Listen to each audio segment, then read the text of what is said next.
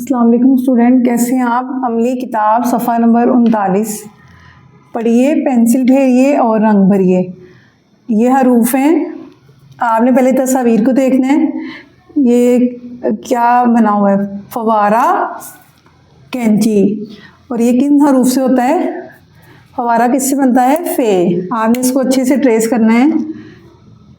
पहले आपने यहाँ पे पेंसिल रखनी है, सेकंड लाइन पे इसका सर्कल बनाना है छोटा सा, और नीचे ले आना है स्लांट लाइन की तरह और बना देना है बे। और फे के ऊपर क्या आएगा, एक नुक्ता। फिर इसको भी ऐसे ही बनाना है, ऊपर से थोड़ा सा गोल बनाना है, नीचे लेके आना है स्लांट लाइन और बे की तरह बना देनी है इसकी शक्ल। और यहाँ पे आ जाएगा फे का एक नुक्ता। काफ को भी ऐसे ही थोड़ा सा ऊपर से गोल गए,